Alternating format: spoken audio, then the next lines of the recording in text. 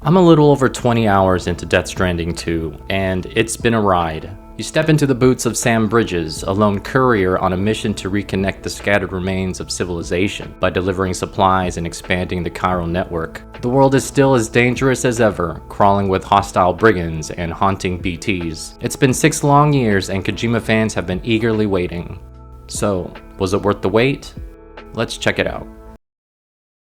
Death Stranding first launched on PlayStation 4 in November 2019, with a Windows port following not long after. It was met with mostly positive reviews, unless you're IGN. I'm going to preface by saying that I didn't play the original. Not sure why, to be honest, but I do remember people back then calling it a walking simulator. Their words, not mine. I guess people thought it'd play more like Metal Gear, and when it didn't, they didn't know what to do with their frustration, other than, posting it online. Speaking of which, if you're into walking simulators, what's your favorite? And why is it What Remains of Edith Finch? Let me preface my earlier preface by saying, I'm no stranger to Kojima's work. I've played Metal Gear Solid 1 through 5, and the series easily lands in my top 10 franchises of all time. My only regret? Still haven't played Twin Snakes. Gotta fix that one day. If you're watching this, odds are you've heard of Hideo Kojima, gaming's resident mad genius. He's bold, he's deep, and he's probably got a 12-hour cutscene running somewhere right now. Kojima doesn't just make games, he crafts cinematic fever dreams brimming with detailed personalities, tangled story arcs, and just the right amount of, what the hell did I just play? Life imitates art. Art imitates Kojima. And Kojima imitates no one. He just wakes up, sips coffee, and invents a genre no one's ready for. You don't stay relevant in gaming for 40 years without doing something special. Kojima's track record speaks for itself. He's more than earned his stripes, and fans are right there with him. Death Stranding 2 opens up with a shot of a beach. But not just any beach. It's one of those beaches. You know, the Kojima kind. Strange, symbolic, and probably full of meaning. Honestly, I half expected one of those things to rise out of the water and whisper the plot to me in riddles. We meet Sam, played by Norman Reedus, a textbook stoic protagonist. He's reserved, emotionally closed off, and yes, he quite literally carries the weight of the world on his back. Fuck.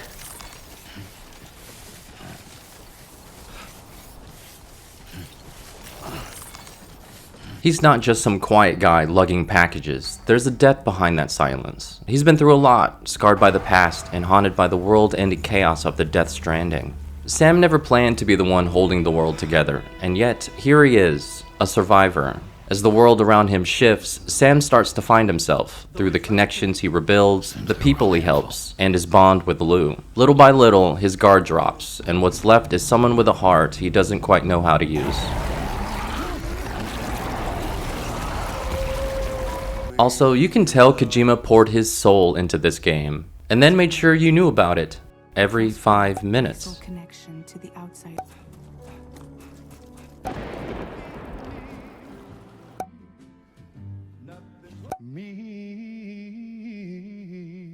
Sam looks after a baby named Lou. As for Lou, I don't want to spoil anything, but let's just say the link between Lou and Sam is something truly special, and that's what drives the heart of the narrative. Lou's strapped to Sam via the ultimate piece of baby gear. Think high-tech carrier with privacy glass. He's absolute. Lou's got a sensitive side, botched the drop, and Lou will make it known. To calm Lou, you rock the controller, but every time I feel like I'm about to set off CPS. You're introduced to Fragile early on in the game, and it's clear she and Sam share a bit of history. She's soft-spoken, calm, and empathetic, carrying herself with a quiet confidence. There's a sense that she knows more than she lets on, hinting at a story filled with mystery and deeper meaning.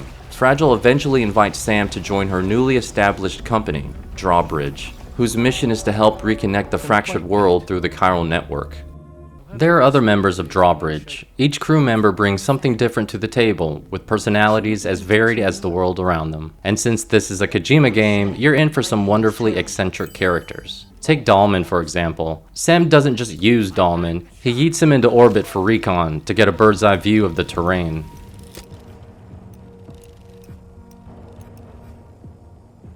And yeah, a big chunk of the game is delivering packages. Think less Amazon, more survival horror FedEx.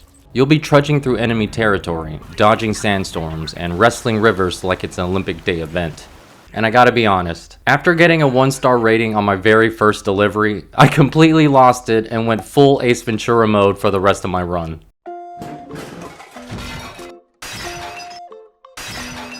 We've all been looking forward to this. So go ahead and link us up.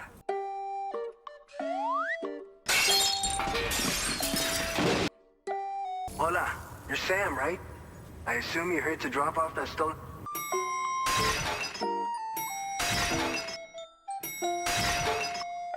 Anyway, why don't you let me take a look at your orders?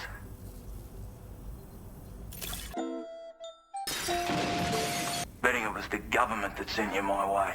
I've got an eye for talent. Hope the brigands weren't too much trouble.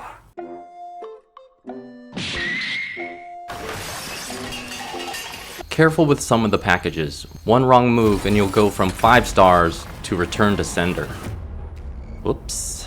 At one point, you're straight up carrying people like Amazon Prime. Not packages, actual humans. And don't ask where they're going. Just know it's across the whole damn continent. If you're after a real challenge, I'd suggest jumping straight into brutal difficulty. I played on normal, and while the combat was definitely fun and exciting, it felt a bit too forgiving. That preemptive bullet time sequence when you're spotted gives such a huge edge. It pretty much wipes out any real sense of danger. Still, there's a magic to the combat flow. Once you hit your stride, it's addictive, and I found myself craving more.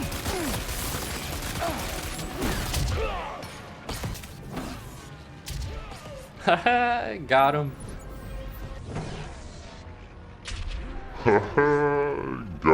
What I love about this game is how it lets you tackle combat your way. Whether you're setting traps to ambush enemies or using tools to escape a hairy situation, you've got options. You also got options to fisticuff people right in their face.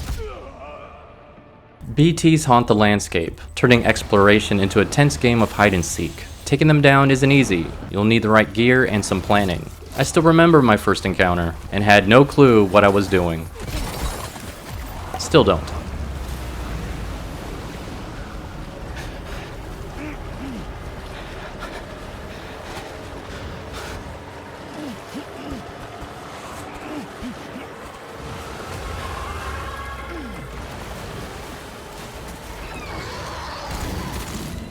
Boss fights don't hold back. Every showdown is intense, cinematic, and completely different from the last.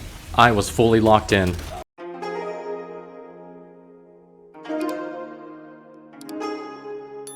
They say if you enjoyed the first Death Stranding, you'll feel right at home with the sequel. But as someone who never played the original, it took me a while to warm up to Death Stranding 2. I couldn't quite justify the hype at first, as I struggled to get through those opening hours. They weren't kidding when they said patience pays off. I stuck with it, and somewhere around hour 15, the story really came to life. And so did the meaning behind it. Kojima's work thrives in abstraction, dealing with ideas rather than events. It's figurative, not matter-of-fact. His games often explore identity, isolation, and connection through unconventional mechanics and dreamlike imagery. Death Stranding 2 is not a game for everyone, and maybe that's the point. Admittedly, there are some parts even I don't fully understand, but that's part of the fun, and I just push forward with my deliveries. I've come this far, and I'm not stopping till the credits roll. Check out Death Stranding 2 on PlayStation 5.